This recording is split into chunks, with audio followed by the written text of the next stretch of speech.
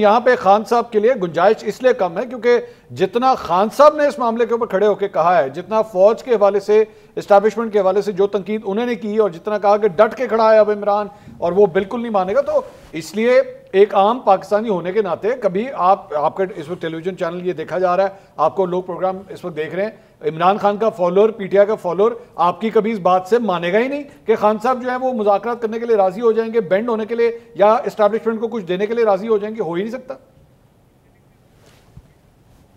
دیکھیں میں اندھے مقلدوں کی تو کچھ نہیں کر سکتا ہوں۔ میرے سامنے اس وقت اس وقت جو لسنر ہیں وہ 3 بندے ہیں، اور میں سمجھتا ہوں پاکستان میں حقیقت یہ ہے کہ اس وقت آپ تینوں ایک بہت بڑا نام ہو تجزیے کے اندر، اور آپ کی بہت بڑی اپنے مصر کی فالوئنگ ہے انڈیپینڈنٹ آف تحریک انصاف۔ وہ کیا کہتے ہیں کیا نہیں کہتے، آپ لوگوں کے بارے کیا کہتے ہیں، لیکن آپ لوگوں کو جو ہلکا اثر ہے وہ کسی کے لیے بھی جو ہے قابل رشک ہے۔ اب مجھے یہ بتائیں کہ جی عمران خان صاحب جو ہیں، یہ جو باجوہ سے زیادہ کسی کو گالی دی تو انہوں نے، میں اس کو بھی ٹھیک ہے کہ عاصم منیر صاحب جب لیفٹیننٹ جنرل تھے ان کے عطاب کا شکار ہوئے تھے، لیکن جو باجوہ کے ساتھ انہوں نے کیا وہ تو lieutenant field marshal Asim Munir صاحب کے ساتھ آرمی چیف کی حیثیت تو نہیں کیا۔ وہ زو میں نہیں باتیں ضرور کرتے تھے، ایک آدھ بات سلیقے سخت بھی کرتے تھے۔ باجوہ کو تو میر جعفر کا، میر صادق کا، تو یہ سپٹمبر میں نے ملاقاتیں کی تھی باجوہ سے 3، 2 انہوں نے کنفرم کی، تیسری جو ہے بہت سارے ہمارے دوست کہتے ہیں کہ تیسری ہوئی تھی جو ہے کسی سیف ہاؤس میں، لیکن یہ تو دو ہی ہوئی ہیں سر۔ صدر علوی نے پریزیڈنٹ ہاؤس میں مجھے خود بتایا تو 2 ملاقاتیں کہا، لیکن میں تو ایک نہیں، نہ صرف ملاقاتیں کی تھی بلکہ یہ بھی کہا تھا کہ باجوہ صاحب کی سبرائی میں الیکشن ہونے چاہیے۔ نہیں، اس کے علاوہ کیا کہا تھا کہ باجوہ صاحب کو دوسری توسیع دینی چاہیے، اور 27 اکتوبر جیسا میں نے ذکر کیا ہے جو بہت فیمس غیر معمولی پریس کانفرنس کی تھی جنرل ندیم انجم نے اور جنرل افتخار بابر نے، D G I S P R نے، تو اس میں کیا کہا تھا؟ اس نے کہا جی میں ساتھ بیٹھے تھا، میں حق کا بکا رہے گی، انہوں نے کہا میں آپ کو انڈیفینٹ پیریڈ کے لیے آرمی چیف بنانا چاہتا ہوں۔ مجھے بتائیں کہ یہ وہ لڑنے والی باتیں تھیں؟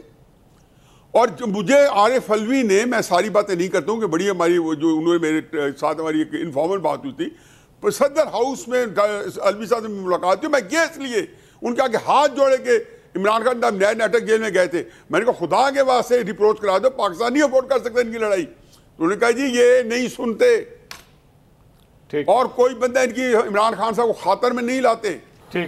مجھے یہ بتائیں کہ جب آپ یہ صورتحال ہے اور کوئی بندہ جو ہے جس کو کہنا چاہیے کہ عمران خان صاحب کی منتیں ترلے ہو رہی ہیں، انہوں نے عاصم منیر صاحب سے کتنی ٹیلی فون پہ باتیں کی، تو کیا وہ کیا کریں گے؟ بچوں کو رشتہ طے کرنے کے لیے وہ فون کرنے ملانا چاہتے تھے؟